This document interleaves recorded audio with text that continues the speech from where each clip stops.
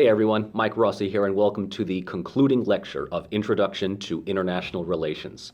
This has been a trial run, really, of sorts, that over the past 13 months has produced over 750 subscribers, thousands of views, dozens of likes and comments, and created a YouTube channel for me that I never thought would be this popular and this successful. So I want to thank all of you for watching, commenting, subscribing, viewing, liking, and all sorts of interactions with me over these last few lectures. I have been actually in communication with a number of you that have raised some really interesting questions about IR theory and current events around the world. And I'm only too happy to continue this in my next lecture series on American foreign policy. So before we finish up this section, I just want to thank you all once more for making me go viral. And I'd like to thank all of you for helping me turn what I initially thought would be a small little pet project into an emerging YouTube channel. So continue watching, continue learning, and I hope to see you soon in American foreign policy.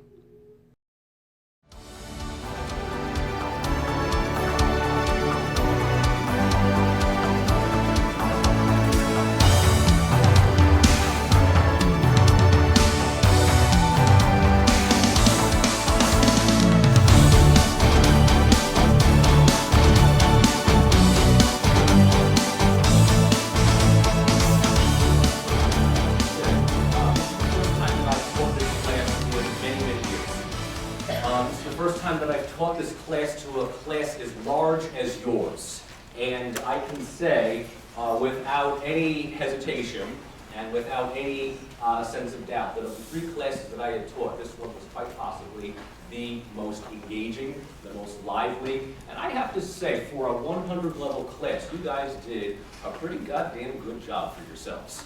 I'm very, very pleased with the way in which this class went. I'm very pleased with the enthusiasm that many of you showed, in class, in recitation, as well as online.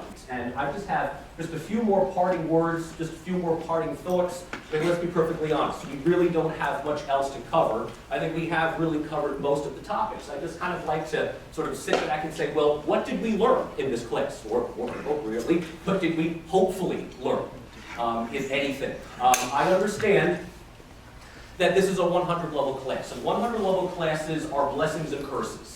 Because on one level, a 100 level class assumes that the student really doesn't know much about the subject matter and can expect the instructor and his respective TAs to provide with the answers. But the downside to 100 level classes is that they do tend to be, paradoxically, the most intense, the most work intensive.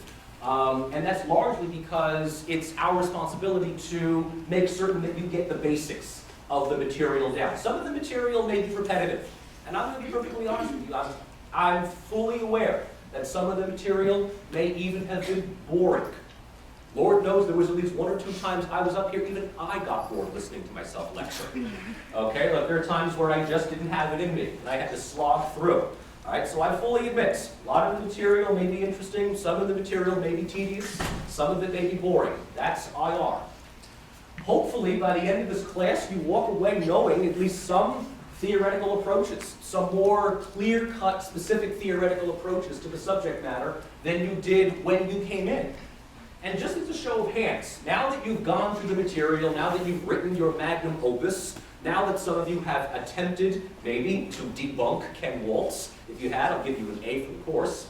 What do you consider yourself? How many people here, after all that's been said and done, still see themselves as, gosh darn it, we need to improve the world, give peace a chance, humans are really cool? How many of you still see yourselves as, at the end of the day, a liberalist? How many of you see yourselves as a liberalist? Raise your hand. Okay? All right, so there's a few optimists in the room, and you guys may very well be the future for humanity. How many of you are just angry, bitter Marxist?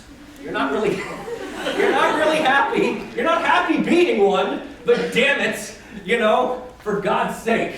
When you know that there are two banana companies in the world that single-handedly have destroyed regimes and qualities of life in countries in Central America, you can't help but not be a Marxist. Okay? How many of you are the existentialists in the room? How many of you are just like, well, the world is what it is from a certain point of view, and we have to look at the politics of identity, the politics of culture, and all that other jazz, you know? How many of you are somewhat comfortable saying you're a flexible constructivist in this room? All right, which basically means, and how many of you, at the end of the day, sorry, all of those other things, it's harsh antacid realism, that's just the way that it is. How many of you are still dyed-in-the-wool realists? Raise your hand. Okay, so, you know, it's not bad. Usually at the end of the semester, usually at the end of Intro to IR, there are still some people that are like, dude, realism has just got the answers. I'm not happy about it, but damn it, they've got the answers. Particularly when we were looking at enduring effects on foreign policy that are still affecting, still structuring, still shaping contemporary global issues. You know, the war on terror, whatever it is that you want to call it, still alive and well, still going strong. We don't have any indication that it's going to end anytime soon. And there is no indication that if in a parallel universe we ever get our act together and go up against ISIS, defeat them, root them out, liberate Mosul, kick them out of Raqqa, you know, give the territories back to Syria and Iraq, there's no saying that there won't be another incantation at some point down the road. You know? And that leaves us with a number of questions, especially with what to do with it, right? We've been talking about these strategies for counterterrorism for, you know, weeks now. Elements such as the rebalancing of global hegemons. Right? The United States is still, I would say, one of the major players in the world. Right? They're still, you know, maybe not the king of the tire playground, but they've certainly staked a good claim to the tire playground. But, and how many of you did write a paper on unipolarism, multipolarism, bipolarism, whatever it is? So, it really was an interesting subject, if you want my opinion. And you know, how many of you are basically of the mind now that, even if you didn't write the paper, that we are, if not in a multipolar universe, we are certainly moving towards a multipolar universe? I mean, I think I share your sentiment. I think I agree with you. The United States is clearly one of the major countries. There's no mistaking about that. But obviously, we have countries such as Russia, Iran, China, just to name three. If not, we can throw in Germany, maybe even the European Union, and say that these are countries or groups that are asserting their own influence within the region. Some of them may be friendly, some of them may be competitive, but the point is that the world is becoming a little bit more messy these days. It's a little bit more complicated. But one thing is certainly clear. This is one thing that we can certainly take away from this class. One thing that does stand triumphant, and something that will work, in my opinion, into the foreseeable future. The American transatlantic system. There's one thing that we can definitely say that the United States has left on the international arena that has been more effective than anything else. It is that the post-war arrangement that the United States made with Canada and Western Europe has now come to be the structure that defines transnational global trade as well as the international system itself. And that is largely based on principles of commercial pacifism and democratic peace theory. So as much as there may be a few realists in the room, as much as there may be still a few angry realists, we refer to you guys as Marxists, at the end of the day, even though some of you are those optimists, you can stand proud knowing that Adam Smith and Immanuel Kant are probably the two of the most important philosophers in the way in which the world runs today. Clearly, there is no other country that is modeling itself on something other than market capitalism. And as much as democratic peace theory has its problems, as much as democratic peace theory even has some risks of causing conflict, it is still clear that the end road to all developing governments in the world today ends in some capacity around the structure of democracy. And what's more important than that is that there are countries, for good or for ill, for better or for worse, whether you like it or not, that are steering the international community towards that end point. And yes, Virginia, the United States, is one of those countries. The United States does believe in the principles of democratic peace theory, sometimes aggressively, we refer to that as neocons, sometimes more philosophically, we refer to those as, well, academics. But it's clear that the world is becoming much smaller. The world is becoming smaller in terms of global reach, in terms of what happens over there affects what's happening here. What happened in Paris, what happened in Beirut, is being felt through security measures, through paranoia, through political opinion ratings, and through outright bigotry here in the United States. Again, for good or for ill. International policy and domestic policy, I feel, are becoming increasingly coterminous. Whereas we began this class by saying the two are absolutely separate. Right? Machiavelli and all the other classical realists argue, no matter what you are inside the country, you have to be something else entirely foreign policy-wise. That may have worked in the age before the internet. That may have worked when the quickest way of getting from one point to another was the Suez Canal. In this day and age, one cannot afford to do that. Domestic policy does shape international policy because of the open borders, because of the migration of people, not just refugees from Syria, but just people moving here, there, everywhere around the world. I also feel that even though the liberalists in the room were a small group, ideology does matter these days. Ideology, for better or for worse, does define the international system. Even if you want to look at ideology playing into commercial pacifism and democratic peace theory, even more than that, beyond just simply those more conceptual thoughts, the foreign policy of the United States. There are very few countries in the world today, ladies and gentlemen, where an election, a presidential election, or a parliamentary election has more global reach than here in the United States. Next year, this presidential election will finally, thank God, end.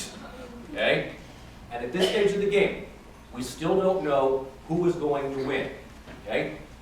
I'm speaking largely to a bunch of college students, so people who feel the burn may be a little bit more disproportionate than everyone else. And good for you for thinking that. I could be the realist and just say, look, let's just give it up right now and all hail President Hillary. Okay? Or make sure that your passport is in good standing. Because God forbid, you know what? This country, I love and hate this country at the same time. Mostly for the very same reasons. And you know what? We have had many times in the past where we decide to just tell the world, you know what? We're just going to play with you for a while. So make sure that your passport is not expired, because if and when President Donald does come in, it's a 10-hour drive to Toronto. Okay? And right about now, Canada's looking pretty well polite. Okay? Anyway, in all seriousness, okay, in all seriousness here, okay, ideology certainly, as far as the United States matters, as far as Germany matters, as far as various domestic leadership matters, yes, absolutely. So at the end of the day, liberals may save the day? No, liberals may save the day. Sorry for the typo, one final typo. Liberals may save the day. Liberals may be defining the way in which things go. But realists may still have the last laugh. You know, that's the one annoying thing about realists, especially those fans of Ken Wolf's. They're always in the waiting room, waiting to take a look and say where the world is going. And I think I want to finish up on this, and this is, again, just food for thought, especially for those of you, raise your hand if you are indeed a freshman in this room. The majority of you are just beginning your journey in international politics. For some of you, are you seniors in the room? Seniors in the room? You're ending it, okay? All right? So I hope it was an interesting ride, okay? But for those majority of you, freshmen and sophomore, you're just beginning your study into international politics. This class, if anything, gave you the building blocks to use in upper level courses. Despite the readings, despite the assignments, if at the end of the day you walk out of this room in the next 5 minutes and you think to yourself, you know what? Classes may have been long, this room may have smelled a couple of times, the heating may have been on, or it may have been not on, I may have been tired, but if you walked out of this room and you feel that you know more about the international community now than you did 3 months ago, then I did my job. Then my TAs did their job. And that's all that really matters. But at the end of the day, realists may have the last laugh, simply because of the fact that whenever anything seems to be going the way it should go, something explodes in the world. Not just literally, but metaphorically as well. Realism is, if anything, a foreign policy that one defaults back onto amid uncertainty, amid imperfect information, and amid good old-fashioned fear. And ladies and gentlemen, it is not just terrorism these days that is generating fear and uncertainty in the world. We have countries that are failing, right and left. We have quasi-legal territorial entities that are increasing in numbers around the world. We have major powers, like the United States, Russia, Iran, that instead of coordinating efforts to make the world safer, are challenging each other as to who gets to, claim a piece of rock, a piece of territory. And at the end of the day, all it takes is just one little kernel of uncertainty, and the whole thing spirals out of control. And I haven't told you what I am. At the end of the day, I may be, in my more saner moments, I may be a constructivist. When I'm sort of drunk and angry at the world, and I'm an academic, so trust me, I get drunk and angry at the world a lot. Okay? Just wait until I start grading papers next week. The stock of Jack Daniels and Jameson is going to go up. But in my more weaker moments, I will default to realism. Not because I like it, but because I feel that that's just what is. It's the reason why it's called that, the reason why it's still around for 2,000 years. But in any event, where do we go from here? Having the opportunity to speak with a number of you throughout the semester, I can say that even at the freshman level, there are some of you that, having taken this course, you are ready for advanced level study. Having handed in these papers, let me tell you something. The questions that were on this paper were the very same questions, almost word for word, that were offered to graduate students qualifying for their PhDs. Just let that sink in. The very same questions that you answered, and the very same questions that you answered in your reading evaluations, were questions that were put to graduate seminars. I do this every year. I'm kind of, scheming like this. I take a 100-level course, and I decide, if properly taught, with the right degree of enthusiasm and the right degree of support that students get from their instructor and from their TAs, can we offer graduate-level material? And if you walk away from this class doing good, there's many of you that are on your way to getting an A. Congratulations. You're more than qualified for the material. So with all that said, those of you who are interested, by all means, next semester there's a whole new batch of courses. I'm offering, in addition to Intro to Comparative Politics, which is another 100-level course, 2 upper-level courses. Some of you have already registered for them. Politics and Culture, which deals a lot with the politics of identity, memory, and the way in which we just simply do things. I'm also teaching a class on European politics, which begins from the year 1848 up until the present time. Sarah, your TA, is offering courses on Middle Eastern studies, and there's a whole bunch of other things that are available, not just in the spring of next year, but in the following years to come. So if you like this material, if you got a lot out of this class, and your journey has just begun, and I welcome you to take additional courses, and I look forward to seeing you in the future. That's Sarah Poli.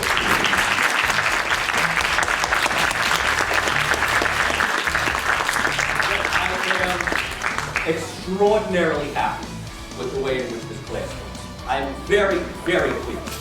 I am extremely pleased with the way in which you all handled yourself on